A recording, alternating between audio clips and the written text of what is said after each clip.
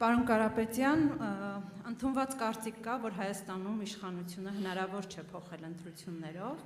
եւ դա մենք տեսել ենք։ Մինչդեռ դուք ընտրություններից ամիսներ առաջ ձեզ ներկայացնում եք, ձեր թիմն էլ ձեզ ներկայացնում է ապագա վարչապետ։ Դուք մի առիթով ասացիք, որ սոցհարցումների հիման վրա է ձեր համոզմունքը։ Ես ուզում եմ հարցնել, եթե այդուհանդերձ ընտրություններից հետո դուք իշխանություն չվերցրեցիք, համարելու եք արդյոք, որ ընտրությունները կեղծվել են, եւ այդ դեպքում ունեք արդյոք պլան B, թե վերցնելու եք ձեր մանդատները եւ Նիկոլ Փաշինյանի մոտ ընդդիմություն եք աշխատելու, եւ նաեւ դուք տեսնում եք, որ հող են նախապատրաստում իշխանությունները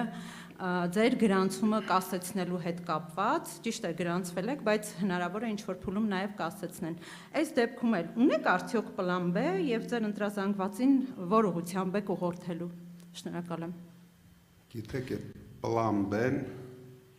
ունի հայ ժողովուրդը։ Այսինքն ես ինչ պետք է անեմ մենակ, դրա համար հաստատ հայ ժողովուրդը ունի բոլոր պլանները,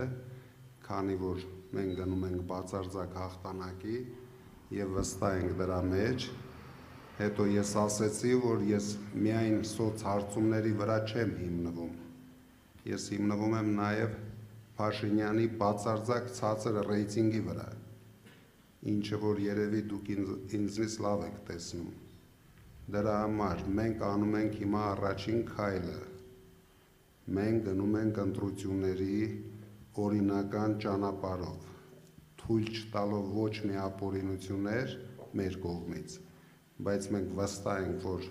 դուք էլ տեսնում եք մեր նկատմամբ կիրառվող բոլոր ապօրինությունները,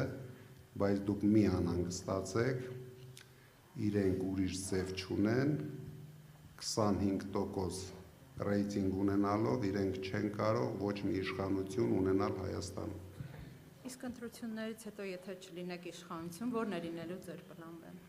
Վերցնելու եք մանդատները, հստակ ասեք։ Ընտրությունից հետո ես լինելու եմ վարչապետ։ Եկեք անիմաստ բաներ չքննարկենք այսօր։